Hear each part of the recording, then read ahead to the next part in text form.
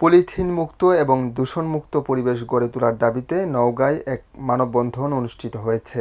আজ সকাল ১১টায় নওগাঁ শহরের মুক্তির মোড় কেন্দ্রীয় শহীদ মিনারের সামনে অ্যারোমা ইউথ উমেন অর্গানাইজেশনের উদ্যোগে এই মানববন্ধন আয়োজন করা হয়। উক্ত মানববন্ধনে সংগঠনের সভাপতি ফাতেমা আক্তার সাবানা সভাপতিত্ব করেন। তার সাথে আরও বক্তব্য রাখেন উদ্যোক্তা জান্নাতুল ফেরদৌস লতা, শাহনাজ পারভিন ও অনামিকা। বক্তারা পলিথিনের ক্ষতিকর প্রভাব সম্পর্কে আলোচনা করে বলেন, পলিথিন ব্যবহারের ফলে মাটি এবং জলবায়ু ব্যাপকভাবে দূষিত হচ্ছে, যা জনস্বাস্থ্য এবং পরিবেশের জন্য মারাত্মক হুমকি। তারা পলিথিন নিষিদ্ধ করার আইন কঠোরভাবে বাস্তবায়নের দাবি জানান।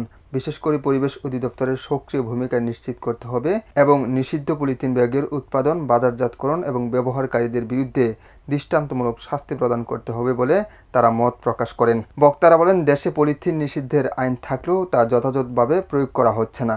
মানববন্ধনে জেলার বিভিন্ন উপজেলার ক্ষুদ্র কুটির শিল্পের প্রায় শতাধিক নারী উদ্যোক্তা উপস্থিত ছিলেন, যারা তাদের পরিবেশের সতর্কতা বার্তা প্রচারে একত্রিত হয়েছিলেন। তারা ক্ষুদ্র শিল্পের বিকাশের জন্য পরিবেশ বান্ধব উপকরণ ব্যবহারের উপর গুরুত্ব আরোপ করেন। মানববন্ধনকারীরা পলিথিনের বিকল্প হিসাবে প্রাকৃতিক এবং পুনর্ব্যবহারযোগ্য পণ্যের প্রচলন বাড়ানোর আহ্বান জানান। তাদের মতে এই ধরনের পণ্য ব্যবহারে জনসচেতনতা বৃদ্ধি পেলে পরিবেশের দূষণ হ্রাস পাবে এবং একটি স্বাস্থ্যকর এবং টেকসই পরিবেশ গড়ে উঠবে।